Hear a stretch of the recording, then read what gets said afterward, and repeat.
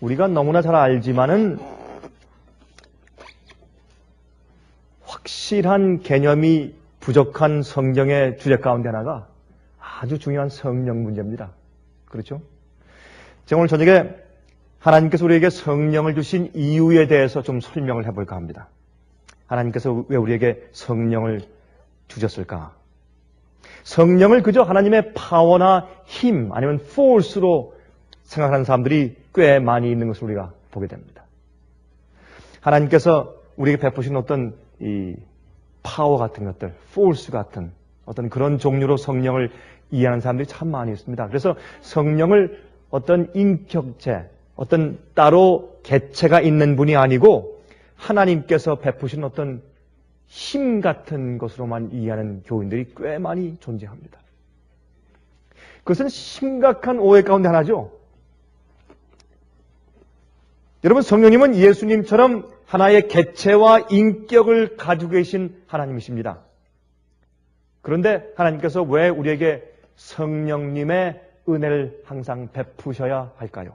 왜 성령께서 우리에게 항상 역사하셔야 우리가 구원의 경험을 이룰 수가 있습니까? 성령은 파워가 아닙니다. 성령을 마치 하나님께로부터 나오는 파워로 생각하기 때문에 그 능력을 받거나 능력을 가지고 사용하려고 하는 그런 욕심을 가진 그리스도인들이 참 많이 있습니다. 여러분이 성령 문제에 대해서 잘못 곡해하기 때문에 얼마나 많은 그리스도인들이 잘못 예배드리고 예배 형식도 잘못되어 있고 기도도 잘못하고 또 성령에 대한 개념이 잘못되어 있기 때문에 마치 성령에 의해서 자기가 사용을 받는 것이 아니라 성령을 자기가 받아서 자기가 이용하려고 하는 그리스도인들이 얼마나 많이 있는지 모릅니다. 그래서 마지막 시대의 마귀가 마치 하늘에서 불이 내려오는 것처럼 거짓 성령을 부어주어서 교회를 혼미케 하고 많은 영혼들을 멸망시킬 것을 성경은 예언하고 있지 않습니까? 성령을 우리가 사용할 수가 없습니다. 성령께서 우리를 사용하시는 것이죠. 우리 제일 먼저 요한복음 7장 37절부터 있는 말씀을 좀 펴서 읽어보십시다. 요한복음 7장입니다. 37절부터 39절까지 있는 말씀을 좀 펴서 먼저 좀 읽어보도록 하십니다. 명절 끝날, 곧 큰 날에, 여러분 이 명절 끝날 큰 날에 하는 것은 초막절, 다시 말해서 유대인들의 그 절기 가운데서 제일 마지막 절기인 장막절이죠. 요한복음 7장 37절부터 39절입니다. 거기에 명절 끝날 곧 큰 날에 하는 것은 이 장막절이 끝나는 맨 마지막 날이 이제 안식일과 겹쳐서 떨어질 때, 그렇죠? 그때 그날을 큰 날이라 그렇게 불렀습니다. 그래서 절기의 안식일과 계명의 안식일이 합쳐서 같이 떨어지는 그날을 명절 끝날 곧 큰 날이라고 불렀습니다. 그때 예수께서 서서 외쳐 말씀하시되 누구든지 목마르거든 내게로 와서 마시라. 나를 믿는 자는 성경의 이름과 같이 그 배에서 생수의 강이 흘러나리라 하시니 이는 그를 믿는 자의 받을 성령을 가리켜 말씀하신 것이라 그랬습니다. 여러분 이때는 그 성전 앞에서 성전 그 뜰에 있는 번제단 옆에 세숫대 같은 것이 있었습니다. 은으로 만든. 그럼 세숫대 같은 데에 거기에 포도주와 물을 같이 부어서 쏟았습니다. 그러면 이제 세면대 같은 데 그것을 부으면 그 밑에 있는 이제 파이프관을 통해서 쭉 흘러서 그 예루살렘 주위에 있는 그 주위에 있는 계곡으로 다 흘러서 그게 간 것입니다.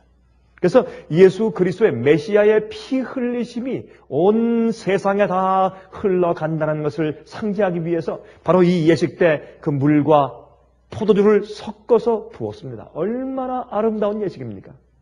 얼마나 메시아에 대한 정확한 예언입니까? 예수님께서 옆구리에서 피와 물을 흘리셨지 않습니까? 이제 그것을 상징하는 그 예식을 이 유대인들이 그렇게 오랫동안 그 예식을 진행해 왔음에도 불구하고 예수님을 알아보지 못했습니다. 얼마나 기가 막힌 얘기입니까, 여러분? 참 정말 기가 막힌 이야기죠. 그렇게 이 명절 끝날 그 큰 날에 정말 메시아를 기리면서 그들이 초막절 예식의 끝날을 그들이 이제 기념해야 할 그때 사람들이 전혀 그 예식의 뜻도 모르고 의미도 모르게 그저 축 처진 그런 어깨를 가지고 그저 메마른 형식만 그들이 되풀이하면서 성전 앞마당에 왔다 갔다 하는 것을 보고 예수님께서 얼마나 탁하시고 마음이 답답했는지 예수님께서 사실 여러분 그 요한복음 7장을 보시면 제자들을 먼저 올라가라고 하신 다음에 예수님께서 사실은 제일 뒤에 조용히 몰래 혼자 올라가셨어요. 남에게 보이를 원치 않았습니다. 근데 막상 조용히 아마 이 머리를 좀 가리시고 이제 얼굴을 가리시고 조용히 혼자 가서 그 예식에 참석하려고 하셨다가 거기에 그 정말 기가 막힌 그들의 영생에 달린 메시아를 설명하는 그 기가 막힌 예식을 행하면서 그들이 아무런 성령의 감동 없이 흐느적거리면서 형식에 붙잡혀서 예식을 하는 것을 볼 때 예수님께서 참다 못하셔서 답답해서 성전 앞에 있는 문 앞으로 뛰어 올라가서 큰 소리로 말씀하십니다. 예수님께서 외쳐 가라사대 누구든지 목마르거든 내게로 와서 마시라. 나를 믿는 자는 성경의 이름과 같이 그 배에서 생수의 강이 흘러나리라. 이것은 그들이 받을 성령을 가리켜 말씀하신 것이 알았습니다. 성령을. 근데 참 흥미있는 것은요, 그 뒤에 가로가 돼 있죠. 괄호가 있죠. 그 괄호에 어떻게 말씀되어 있습니까? 예수께서 아직 무엇을 받지 못하신 거로 그랬습니까? 영광을 받지 못하신 거로. 이 영광을 받지 못하셨다. 이 영광이 무엇입니까? 예수님께서 무엇을 받지 못하신 거로 그런 뜻이에요. 영광이. 예수님의 십자가. 예수님은 당신의 십자가의 죽으심을 영광이라고 표현했어요. 참 놀라운 일이죠. 하나님 아버지의 뜻을 이루어서 타락한 인류를 위해서 대속하는 죽음을 죽으시는 하나님 아버지의 영광을 위해서 죽는 그 죽음을 예수님께서 영광을 받으시는 것이라고 설명합니다. 참, 그러니까 예수의 마음이죠. 우리가 바로 예수님을 위해서 하나님을 위해서 내가 살 때 내가 하나님을 위해 살고 주님의 사업을 위해서 내 생애와 내 마음을 헌신할 때 그것이 내 생애 가운데 영광이 되어야 합니다. 참 힘들고 아프고 쪼달리고 그래서 하나님의 영광이 보이지 않죠, 세상에서. 예수님은 더했지 않습니까?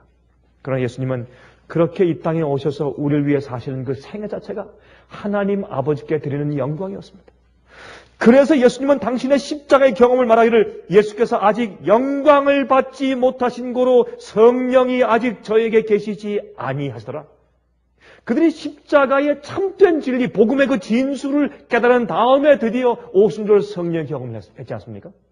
그래서 아직 예수님께서 십자가에 돌아가시지 않았기 때문에 그들에게 아직 성령이 계시지 않다.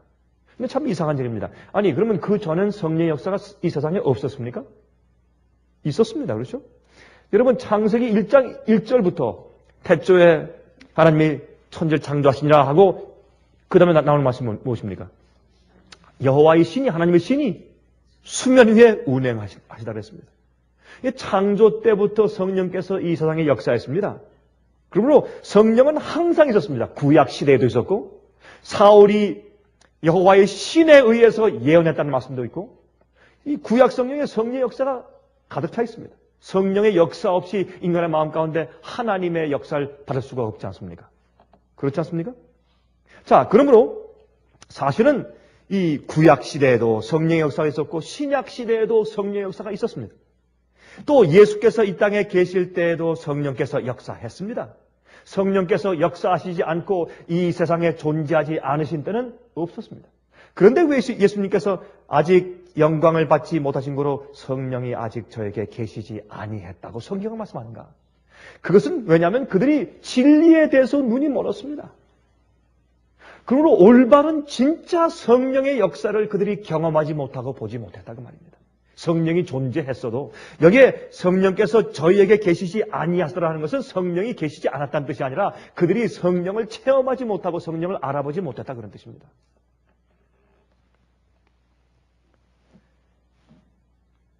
여러분, 그들이 또 성령을 알아보지 못하고 성령의 임재를 느끼지 못한 또 큰 이유가 있습니다. 그것은 예수님께서 그들과 함께 계셨기 때문에 그렇습니다. 이건 좀 이상한 얘기죠. 그건 무슨 말이냐면 예수님을 그들이 하나님의 아들을, 메시아를, 성경이 예언한 그 메시아를 하나님의 아들을 그들이 그들의 실제 눈으로 보면서 살고 만지면서 같이 살고 있었기 때문에 성령의 필요를 느끼지 못했습니다. 그들이 필요한 것은 예수님께 직접 나가서 물어보고 예수님의 말씀을 듣고 뜻을 얻기 때문에 그들이 성령의 필요를 느끼지 못하고 간구하는 필요를 느끼지 못했기 때문에 그렇습니다. 다시 말해서 성령께서 항상 역사하고 있었지만 성령의 필요를 느끼지 못했습니다.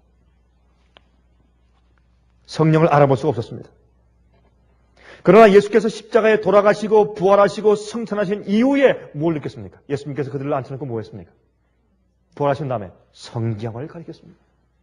여러분 그것만 봐도 성령을 받고 성령을 인식하고 성령을 경험하고 성령의 음성을 듣고 하는 이 모든 것은 진리를 올바로 하나님께서 아시는 것처럼 진리를 똑바로 이해하고 배우는 것이 반드시 선제해야 합니다. 진리 없이 성령은 없습니다. 진리 없이 성령은 없습니다.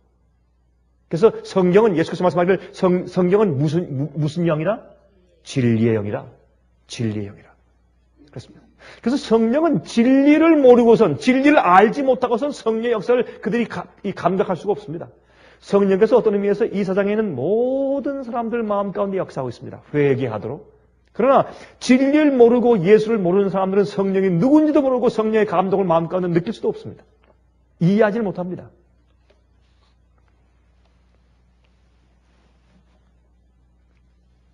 그러므로 성령이 저희들에게 계시지 않은 이유는 그들이 알아보지도 못하고 필요를 느끼지도 못했기 때문에 그렇다고 성경은 지금 말씀하고 있는 겁니다. 여러분 우리 천연계를 통해서 하나님의 살아계심을 알게 되죠. 그렇죠? 천연계를 통해서. 왜 열매가 맺습니까? 아니 괜히 왜 나무들이 열매를 맺어요? 왜 나무가 사과를 맺고 바나나를 맺고 그레이프루트를 맺고 오렌지를 맺고 말이죠. 예? 그 맛있는 열매를 주렁주렁 그렇게 맺힙니까? 왜요? 쓸데없이요? 괜히 심심하니까? 할 일이 없으니까? 목적이 있죠. 의도적이죠. 디자인된 데 의해서 맺죠. 왜 오렌지 나무는 오렌지만 맺습니까? 사과 나무는 왜 사과만 맺고 배나무는 왜 배만 열립니까? 정확하게 그 다음에도 또 그 다음에도 계속해서 아주 싱그럽고 정말 깨물으면 단물이 확 이렇게 입속에 배는 그런 배만 열어요. 왜요? 의도적이에요. 상당히. 디자인이 있습니다. 계획적이에요. 설계가 있습니다. 그럼 우리가 이런 만물을 보면서 무엇을 봅니까? 하나님의 능력과 존재를 보는 것입니다. 왜 또 우리의 배에 소화 기능이 있습니까? 이건 우연히 진화되어서 이건 말도 안 돼요. 아니 그러면 우연히 진화될 때 무엇 때문에 진화됐어요? 다시 말하면 무엇에 의해서 진화되어서 그렇게 꼴져질 텐데 그럼 무엇이 먼저 있었기에 그렇게 진화되었단 말이에요. 이건 말이 안 됩니다. 조금만 생각을 하면 조금만 자기의 마음 가운데 고집만 내려놓으면 분명하고 깨끗하고 정말 클리어하게 볼 수 있는 그런 개념조차도 똑똑한 사람들이 아직까지 진화론 때문에 눈이 멀어지지 않습니까? 그거 보지 못합니다. 그래서 사실은 천연계를 통해서 우리가 하나님의 인재를 봅니다. 왜 씨가 떨어진 다음에 다시 또 싹이 납니까? 상당히 의도적입니다. 그것이 계속 반복합니다. 그렇죠? 씨가 떨어진 다음에 싹이 났다가 나중엔 씨가 떨어진 다음에 나무가 되고 나무가 갑자기 나고 이러지 않습니까? 항상 자연계 법칙은 철저하고 정확합니다. 왜요? 의도적이고 그 속에 디자인이 있고 설계가 있습니다. 왜 비타민이 있습니까? 옛날엔 비타민이 뭔지 몰랐지만 이젠 과학이 발달하면서 우리 인체 속에 비타민의 필요를 알게 됩니다. 효소의 필요를 알게 됩니다. 효소와 비타민의 정확한 밸런스가 없으면 우리가 살 수가 없습니다. 이런 걸 보면서 어떻게 우리가 하나님의 존재를 부인할 수 있겠습니까? 여러분들 너무나 분명, 너무나 단순한 얘기니까 그 여러분들이 멍청하게 계시죠. 그럼 이건 정말 굉장한 진리입니다. 그렇지 않습니까? 이건 하나님을 부인할 수 없는 일들입니다. 어떻게 우리 속에 비타민이 존재합니까? 또 왜 피가 흐립니까? 왜 과일이 우리 속에 비타민 C를 줍니까? 왜 비타민 A를 줍니까? 왜 당근 속에 비타민 A가 이렇게 많습니까? 왜요? 예? 왜 브로콜리 속에 칼슘이 많습니까? 왜? 그래서 우리 몸을 도와줍니까? 그게 상당히 의도적이에요. 그래서 이 천연계를 통해서 우리가 하나님을 압니다. 그리고 우리 인체의 구조를 보십시오. 피가 흐르는 거예요. 왜 피가 흘러요? 피가 또 모자라면 우리의 골수에서 또 피를 만듭니다. 이거 참 기가 막힌 일이에요. 얼마나 신묘막측합니까? 생명체가 보입니다. 하나님의 존재하심과 그 의도가 나타나 있습니다. 또한 유한한 우리의 두뇌로 이해할 수 없는 것들을 보면서 하나님을 향한 존경심이 생겨요. 하지만 천연계는 하나님의 성품과 뜻을 보여주지는 못합니다. 하나님의 존재와 능력을 보여주지만 천연계는 우리에게 하나님의 성품과 의도를 보여줄 수 없어요. 하나님께서 우리에게 당신의 뜻을 우리에게 어떻게 살고 무엇을 하라는 뜻을 우리에게 보여줄 수는 없어요. 주님의 능력과 주님의 존재는 현시하시지만 그것이 천연계입니다. 그래서 천연계는 하나님에 대한 계시입니다. 풀이나 꽃, 폭포수, 해와 달과 별들, 동물들을 통해서 하나님의 인격과 개성을 우리가 배울 수는 없습니다. 그래서 하나님께서 우리에게 보내신 것이 아들 예수 그리스도입니다. 예수님을 통해서 우리가 하나님을 아는 것입니다. 예수께서 이 땅에 오신 목적 가운데 하나가 하나님 아버지를 보여주시기 위한 것이었습니다. 그래서 빌립이 말했지 않습니까? 하나님 아버지를 좀 보여주십시오. 예수님께서 답답하셔서 너희가 나와 함께 그렇게 오래 있었는데 나를 보고도 모르느냐? 나를 본 자는 아버지를 보았다 그랬습니다. 그것이 예수께서 이 땅에 오신 큰 이유 가운데 하나였습니다. 히브리 1장 1절부터 3절 제가 읽겠습니다. 이렇게 되어 있어요. 옛적에 선지자들로 여러 부분과 여러 모양으로 우리 조상들에게 말씀하신 하나님이 이런저런 방법으로 다 말씀하시고 선지자를 보내시고 천연계를 주시고 사건들을 보여주시고 예언을 통해서 말씀하시고 이모저모로 다 조상들에게 말씀하신 그 하나님이 이 모든 날 마지막에 사도 바울이 살던 그때는 그들에게 마지막 세대였습니다. 그러면 그 마지막에 아들로 우리에게 말씀하셨으니 이 아들을 만유의 후사로 세우시고 또 저로 말미암아 모든 세계를 지으셨느니라. 이는 하나님의 영광의 광채시요 하나님 아버지의 광채시요 그 본체의 형상이시라.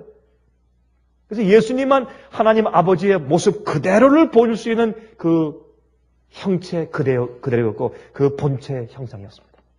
하나님 아버지가 누구냐? 예수님이었습니다.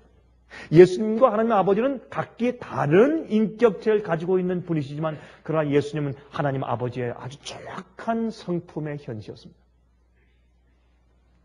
그의 능력의 말씀으로 만물을 붙드시며 죄를 정결케 하는 일을 하시고 높은 곳에 계신 위엄의 우편에 앉으셨느니라 하겠습니다. 그래서 예수님을 통해서 우리에게 하나님 아버지를 보여주신 것입니다. 우리는 천연계를 통해서 하나님의 능력을 알고 하나님의 존재가 있다는 것을 깨닫는 그것만 가지고는 안 되는 것입니다. 하나님을 알아야 합니다. 하나님의 어떠한 분이신 것을 알아야 합니다. 그래야 우리 마음속에서 무엇이 생깁니까? 경배가 생기고 예배가 생깁니다. 하나님을 모르는데 어떻게 예배할 수 있습니까? 그래서 많은 그리스도인들이 하나님께 예배드리는데 마치 이교인들이 우상 숭배할 때 신에 대해서 무서워하면서 예배하고 그들의 이제 제물을 바치는 똑같은 심정을 가지고 예배하기 때문에 그들은 사실 하나님을 올바르게 경배하는 것이 아닌 것을 우리가 알지 않습니까? 자, 요한복음 16장 25절입니다. 이렇게 말씀했어요. 이것을 비사로 너에게 일렀거니와 이 비사는 비유죠. 비유. 예수님께서 비유로 이제 더 이상 말씀하지 않으신다 그런 말씀이 나와요. 요한복음 16장 25절에 이것을 비유로 비사로 너에게 일렀거니와 때가 이르면 다시 비유로 너에게 이르지 않고 아버지에 대한 것을 밝히 이르리라. 보세요. 하나님에 대해서 우리에게 보여주기 위해서 주님께서 천연계의 계시를 주십니다. 또 하나님에 대해서 우리에게 알게 하기 위해서 예언과 성경 말씀이 있습니다. 이 성경은 우리에게 하나님을 보여주는 것입니다. 그래서 우리를 의로 교육하기에 합당한 것이 성경입니다. 성경은 하나님을 보여주고 하나님의 뜻과 또 주님의 계명이 무엇이며 주님의 성품이 무엇이며 우리에게 무엇을 원하시는지에 대해서 여기 알게 하십니다. 이게 성경입니다. 그러나 못지않게 또 중요한 것은 하나님의 형상을 알게 하는 것은 성경과 천연계인데 그것 말고 오히려 더 중요한 그것만 가지고는 하나님을 더 확실하게 알 수 없기 때문에 하나님을 확실하게 보여줄 수 있는 분으로 오신 분이 예수님이라고 말입니다. 한마디로 얘기해서. 그래서 예수님을 통해서 우리가 하나님 아버지를 보는 것입니다. 그래서 성경은 무엇입니까? 예수께서 말씀하신 말씀과 예수님의 행적을 기록한 것이 성경입니다. 구약 성경은 하나님께서 세상을 창조하신 것과 인간이 어떻게 타락하고 인간의 타락한 마음이 어떻게 역사하는 것을 정확하게 보여준 역사입니다. 그리고 신약은 무엇입니까? 예수님께서 이 땅에 오심과 예수님의 생애와 말씀을 기록한 것이 신약입니다.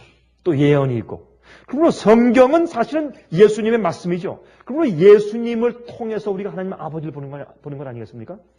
제가 지금 무슨 말씀을 하고 있느냐?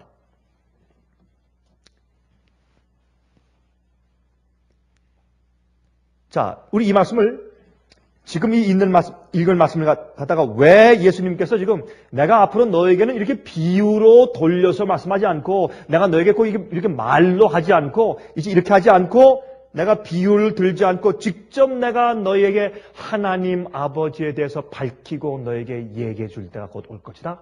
그 말씀하신 것이에요. 여러분 요한복음 16장은 언제 하신 말씀입니까? 가룟 유다가 예수님을 판 후에 아니면 전에? 요한복음 16장은 가룟 유다가 예수님을 판 후입니까? 전입니까? 자, 가룟 유다가 예수님을 팔 마음을 가지고 성만찬 예식 때 그가 떡을 받고서 밖으로 나갔을 때 밤이었죠. 그것이 요한복음 몇 장에 있습니까? 자, 펴서 보십시다. 자, 펴서 좀 확인하세요. 요한복음 13장. 요한복음 13장. 1절, 2절. 6월절 전에 예수께서 자기가 세상을 떠나 아버지께로 돌아가실 때가 이른 줄 아시고 세상에 있는 자기 사람들을 사랑하실 때 끝까지 사랑하시니라. 마귀가 벌써 시몬의 아들 가룟 유다의 마음에 예수를 팔려는 생각을 넣었더니 저녁 먹는 중 예수는 아버지께서 모든 것을 자기 손에 맡기신 것과 또 자기가 하나님께로부터 오셨다가 하나님께로 돌아가실 것을 아시고 저녁 잡수시던 자리에서 일어나 겉옷을 벗고 수건을 가져다가 허리에 두르시고. 자, 그러면 13장에 그 사건이 있으니까 16장은 가룟 유다가 예수님을 팔판 이후죠.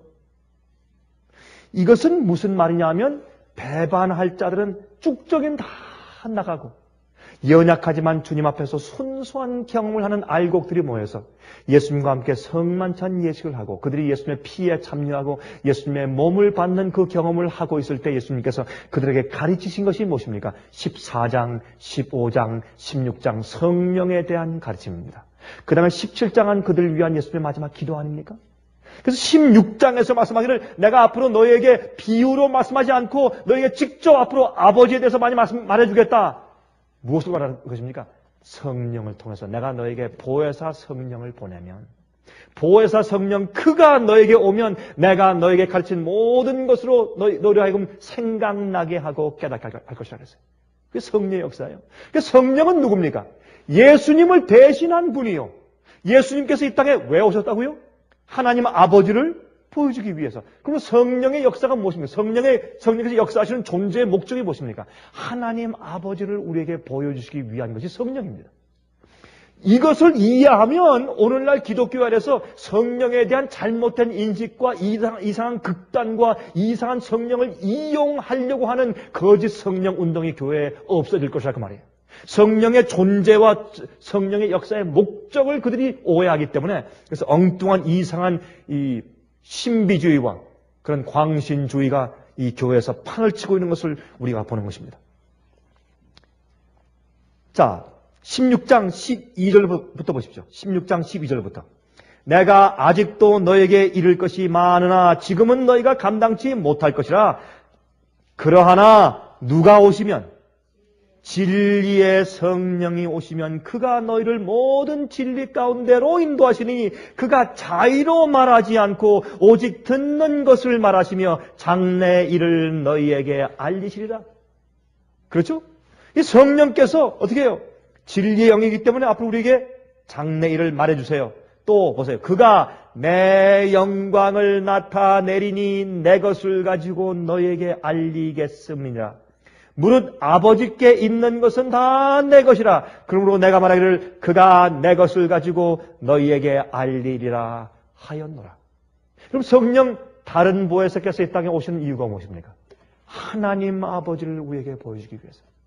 성령이 오시는 거예요. 성령을 받았다, 성령이 충만하다, 내가 성령 은혜 받았습니다. 그러면 반드시 어떻게 됩니까? 진리를 알고 하나님 아버지를 깊이 아는 경험을 해나가는 것이 성령을 받는 것입니다. 이 사실을 곡해하기 때문에 마치 성령은 어떤 하나님께로부터 내려오는 어떤 능력과 힘, 포스 같은 것으로 내가 받아가지고 어떤 과시하고 휘두르고 이용할 것처럼 오해하기 때문에 거짓 성령이 교회에 크게 많이 들어와 있는 것입니다. 우리 요한복음 14장 16절, 17절, 27절 읽습니다. 요한복음 14장 16절, 17절, 27절. 내가 아버지께 구하겠으니 그가 또 다른 보혜사를 너에게 주사 영원토록 너희와 함께 있게 하시리니 저는 무슨 영이라? 진리의 영이라. 세상은 능히 저를 받지 못하나니 이는 저를 보지도 못하고 알지도 못함이라. 그러나 너희는 저를 아나니 저는 너희와 함께 거하시며 또 너희 속에 계시겠습니다. 보혜사, 곧 아버지께서 내 이름으로 보내실 성령, 그가 너에게 모든 것을 가르치시고 내가 너에게 말한 모든 것을 생각나게 하시리라. 이것이 성령의 역사입니다. 이 단순한 이 말씀, 이것만 많은 그리스도인들이 다 이해한다고 할지라도 거짓 성령의 운동은 반드시 교회에서 차단될 것입니다. 요한복음 16장 7절부터 13절까지 읽습니다. 자, 여러분 이 말씀 잘 들어보세요. 우리가 늘 아는 말씀이지만 좀 여러분 자세히 읽으면서 그 말을 한 문장 한 문장 단어 하나하나 좀 씹으면서 읽어보세요. 그러면 그 속에 있는 깊은 의미가 우리 속에 우러나옵니다. 그러하나 내가 너에게 실상을 말하노니 내가 떠나가는 것이 너에게 유익이라. 내가 떠나가지 아니하면 보혜사가 너에게로 오시지 아니할 것이요. 가면 내가 그를 너희에게로 보내리니 그가 와서 죄에 대하여 의에 대하여 심판에 대하여 세상을 책망하시리라. 누가요? 성령께서, 보혜사께서. 그러면 성령께서 오셔서 인간의 모든 사람의 마음 가운데 역사하시는데 눈에 보이지 않는 하나님을 우리 마음의 눈으로 볼 수 있게 역사해 주시는 분이 성령이신데 제일 처음에 죄에 대해서 무엇이에요? 죄에 대해서 뭐예요? 그가 와서 죄에 대해서 의에 대해서 심판에 대해서 세상을 책망하시리라. 죄에 대하여라 하면 저희가 나를 어떻게 아냐며? 믿지 아니하며. 저희가 나를 믿지 아니하며. 성령께서 우리 마음 가운데서 이 마음 가운데 하나님을 보려고 하지 않는 또 볼 수 없는 우리 속에 있는 죄에 대한 죄책감을 불러일으켜요. 죄의 가책을 줘요. 슬프게 만들어요. 죄책감을 주고 양심의 가책을 줘요. 그게 성령의 역사예요. 우리 마음속에 있는 양심 자체가 성령이 아니라 성령을 통해서 성령이 역사하시는 거죠. 우리 양심을 통해서. 양심 그 부분을 통해서. 양심의 소리를 통해서. 그 다음에 그 다음 문장 잘 들어보세요. 아, 이 말씀은 기가 막힌 말씀이에요. 이것이 성령의 역사예요. 의에 대하여라 하면, 자, 지금 이 의에 대해서 우리에게 가르치시고 책망하시는 분이 누구라고요? 성령, 보혜사 성령이시죠. 근데 의에 대하여라 하면 내가 아버지께로 가니 너희가 다시 나를 어떻게 하며? 다시 보지 못하며. 그래서 성령이 필요한 거예요.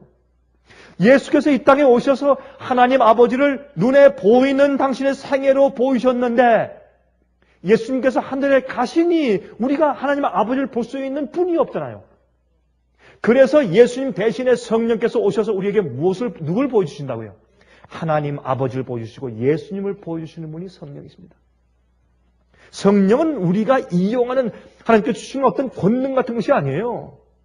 그런 역사는 성령이 충만해서 하나님 아버지를 진리를 통해서 개인의 경험을 통해서 똑바로 바라보는 자를 성령께서 사용하실 때 그들이 능력을 행하는 것이에요.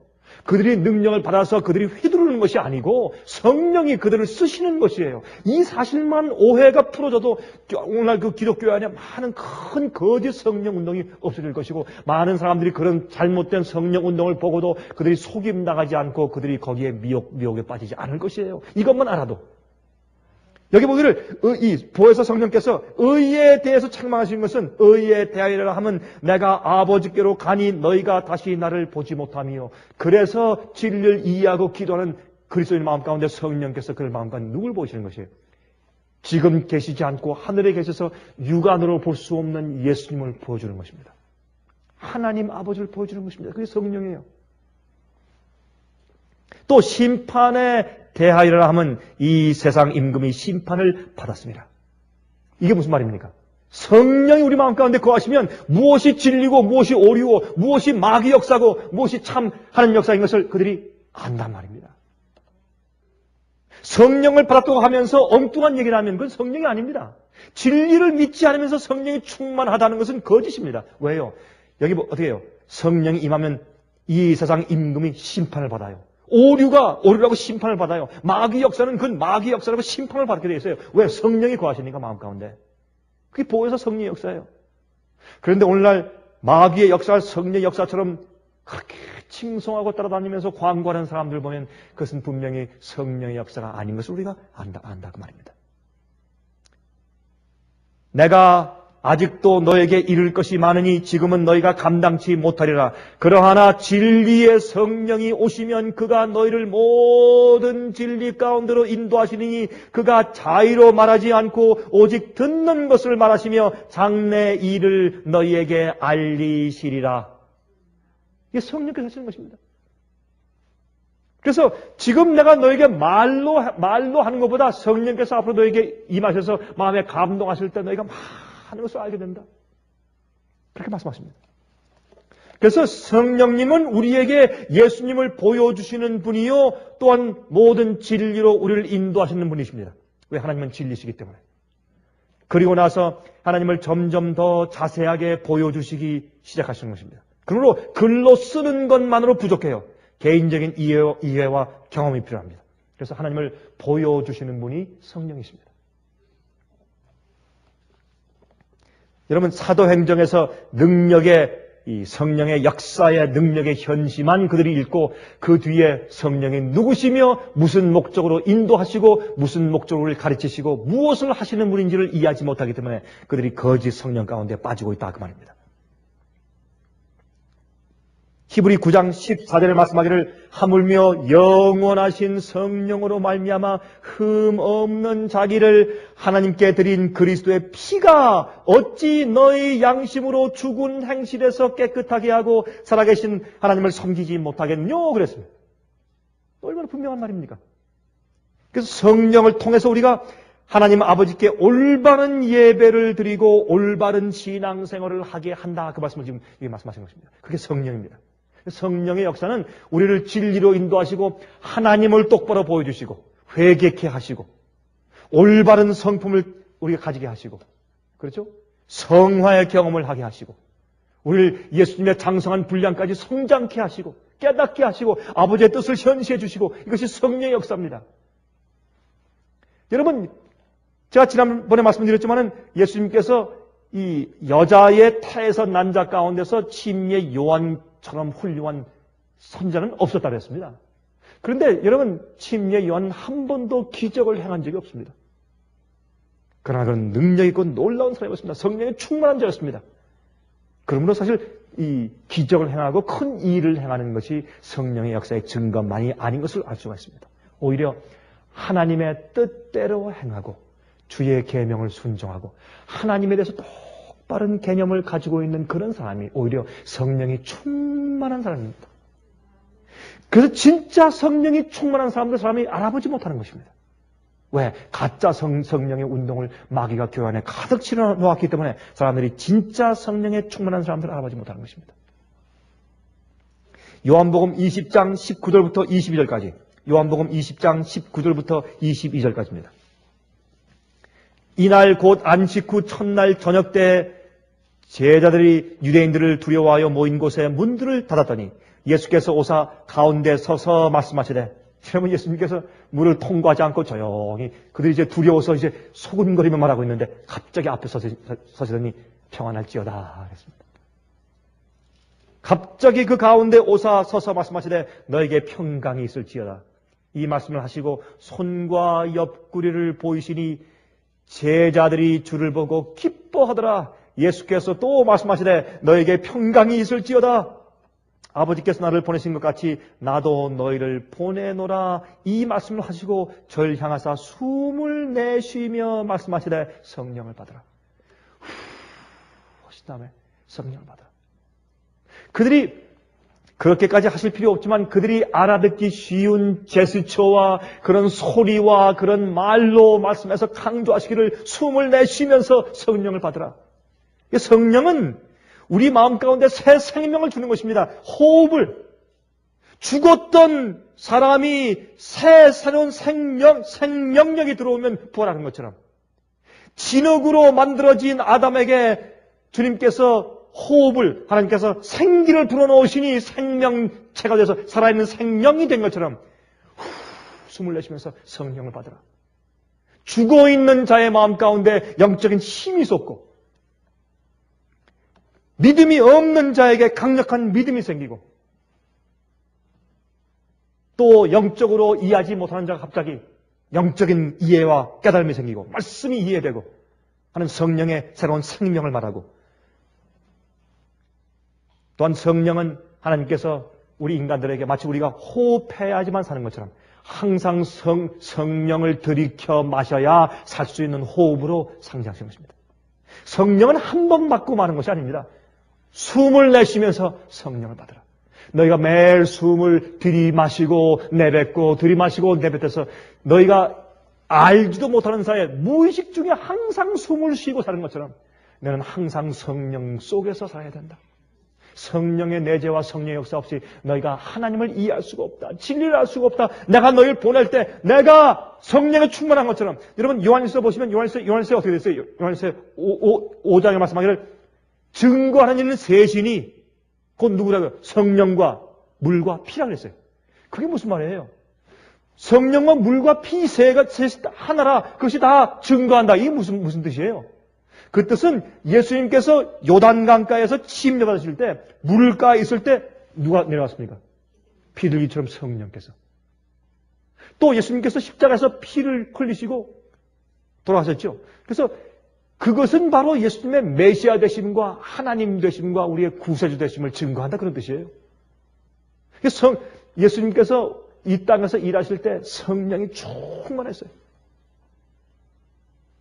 그런 것처럼 내가 성령에 충만한 것처럼 그래서 내가 아버지께로부터 나온 것처럼 나도 너희를 세상에 보내는데 너희도 성령에 충만해야 된다. 성령은 호흡이다. 호흡. 숨 쉬는 것이다. 그렇게 설명해 주셨어요.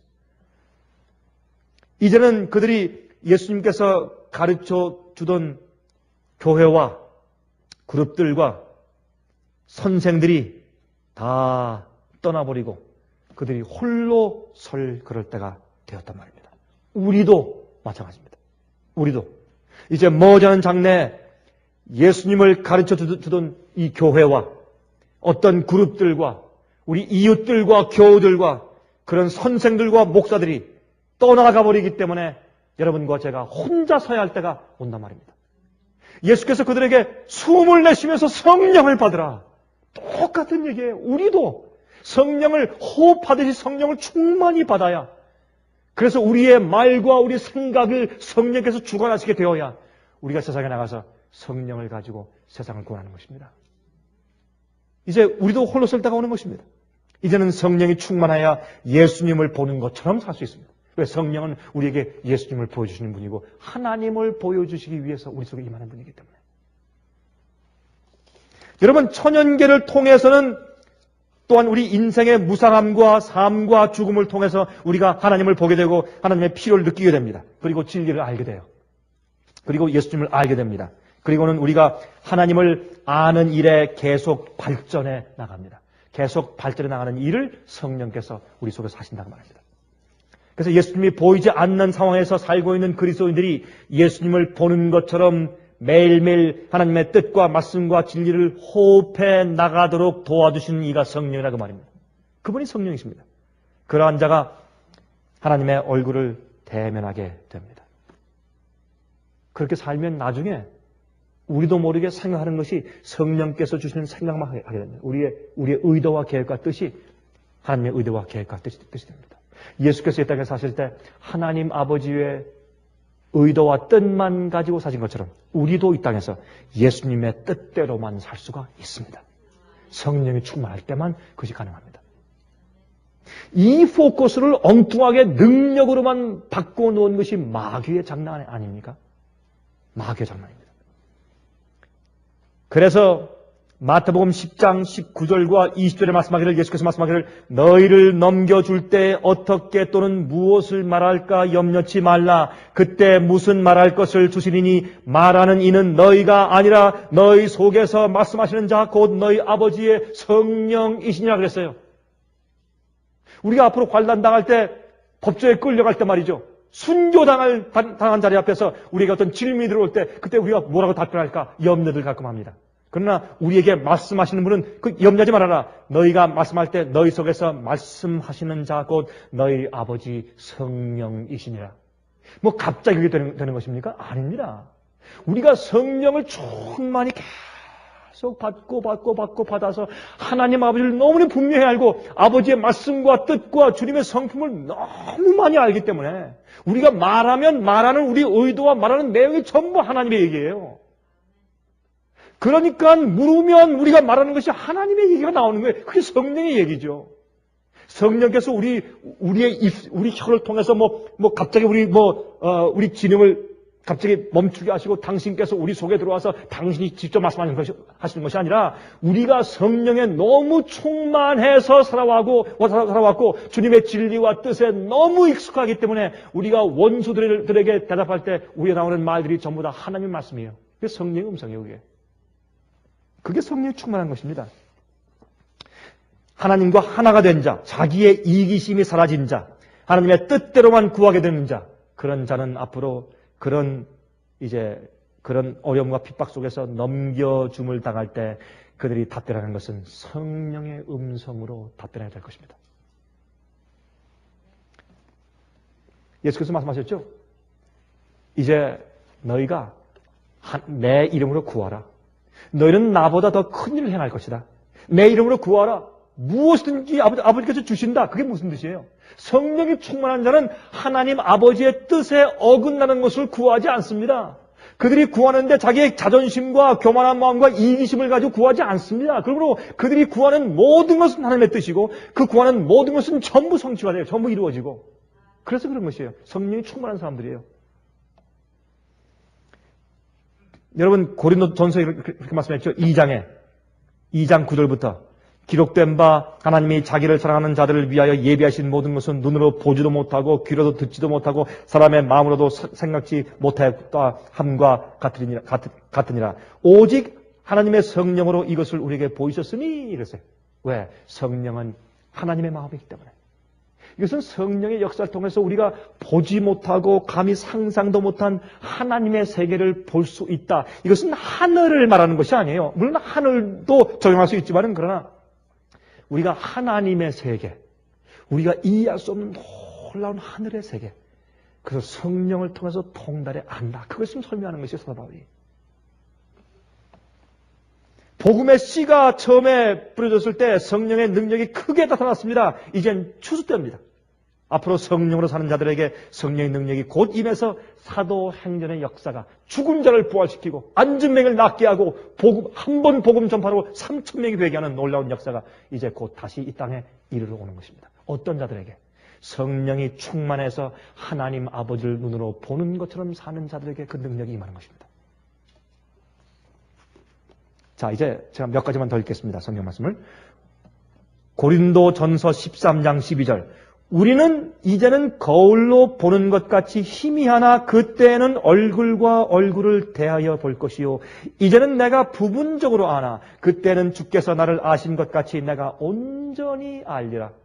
뭐예요? 성령의 충만하심으로 이제 하나님과 앞으로 얼굴과 얼굴을 대면해서 볼 것이요. 온전히 알게 될 것이요. 또 요한일서 3장 2절 3절 사랑하는 자들아 우리가 지금은 하나님의 자녀라 장래에 어떻게 될 것은 나타나지 아니하였으나 그가 나타내심이 되면 우리가 그와 같을 줄을 아는 것은 이거 참 기가 막힌 얘기죠. 우리가 나중에 예수께서 오셨을 때 예수님의 얼굴 바라볼 때 우리가 내가 주님처럼 생겼네? 이렇게 할 것이라고요.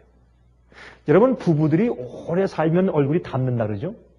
얼굴이 꼭 같아서가 아니라 그들의 미소 짓는 것과 그들이 말하는 태도와 모든 얼굴의 그 표정 자체가 비슷해져요. 왜? 항상 같이 보고 사니까. 그러므로 나중에 예수님 만날 때 우리의 모든 태도와 얼굴 표정이 예수님과 비슷할 것을 보는 것입니다. 그래서 이거 뭐라 그랬어요? 장래 어떻게 될 것은 아직 나타나지 아니하였으나 그가 나타내심이 되면 우리가 그와 같을 줄 아는 것은 그의 계신 그대로 볼 것을 인함이니 주를 향하여 이 소망을 가진 자마다 그의 깨끗하심과 같이 자기를 깨끗하게 하느니라. 성령을 받은 사람들 얘기입니다. 이제 한 가지 더 읽겠습니다. 요한계시록 22장 3절부터 5절. 요한계시록 22장 3절부터 5절입니다.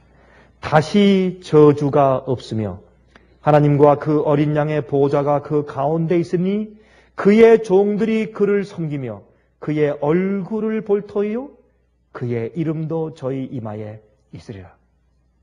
지금 잘 들어보세요. 여기 요한계시록 22장은 제일 마지막 장이죠. 제일 마지막 장에 우리 이마에 하나님의 이름이 기록되어 있다는 것과 무엇을 동일시했습니까? 하나님의 얼굴을 보는 것과 동일시합니다. 자, 그러면 14만 4천의 이마에 무엇이 기록되어 있습니까? 하나님 아버지의 이름이 기록되어 있습니다. 왜요? 그들은 하나님 아버지를 얼굴과 얼굴을 대면해서 보는 사람들입니다. 그들은 이 땅에 살고 있지만 성령을 통해서 시온산에 어린 양과 함께 서 있는 자들입니다. 이 땅에 있지만 환난과 비박을 통과하고 있지만 그들은 성령을 통해서 하늘을 보는 사람들입니다. 성령을 통해서 하나님의 얼굴을 보는 사람들입니다. 성령을 통해서 예수를 보는 사람들입니다. 주님의 뜻이 무엇이며 진리가 무엇인지 깨끗한 사람들이에요. 그래서 어린 양이 그들을 어디로 인도하든지 따라가는 자들. 그들은 하나님의 아버지와 예수의 얼굴을 대면하는 자들이기 때문에 그들의 이마에 어린 양의 이름과 하나님 아버지의 이름이 기록되어 있다고 성경은 기록합니다. 그래서 그들을 뭐라고 합니까? 첫 열매라. 맨 마지막 시대, 맨 마지막 추수가 일어나기 전에 제일 먼저 극상품으로 제일 잘 익은 14만 4천이 생기는데 그들은 성령이 충만한 사람들이고 계명을 지키며 예수의 믿음을 가진 사람들이 될 것입니다. 그게 성령을 받는 것입니다. 그 성령이 우리 속에 충만하면 하나님을 깊이 알면 영생은 뭐예요? 하나님 아버지와 그의 보내신 자 예수 그리스도를 아는 것이라고 했습니다. 영생은 하나님을 아는 것이에요. 하나님을 똑바로 우리가 보면 성령을 받아서 우리가 똑바로 하나님을 알면 우리가 하나님처럼 변화되지 않을래 않을 수가 없어요. 우리 모두 성령이 충만하게 되기를 간절히 바랍니다. 하늘에 계신 우리 아버지, 이것은 울어도 안 되고 부르짖어도 되지 않으며 우리가 아버지 앞에 참으로 회개하는 심령으로 통회하는 그런 심령의 제사를 가지고 주 앞에 나가서 주 앞에 우리 마음을 굴복할 때 주께서 우리에게 성령을 주시겠사오니 우리 마음은 열고 주 앞에 나가는 저희를 불쌍히 여기사 약속하신 보혜사 성령으로 저희를 채워주시기를 기도합니다. 그래서 저희를 진리로만 인도해 주시고 우리 마음속에 다시 살아서 올라올 자신이 또한 우리가 방어할 필요가 있는 자신이 더 이상 없기에 주님께서 우리를 충만히 사용할 수 있을 정도로 굴복되었기에 보혜사 성령께서 저희 마음에 충만할 수 있도록 도와주시옵소서. 우리가 하나님의 성령을 사용하는 것이 아니라 우리가 성령님께 사용되어지기를 기도하오니 주여 저희를 도와주시옵소서. 세상이 무르익었습니다. 주님 저희를 준비시켜 주시옵소서. 살아계신 예수 그리스도의 귀하신 이름을 의지하여서 간절하게 기도합니다. 아멘.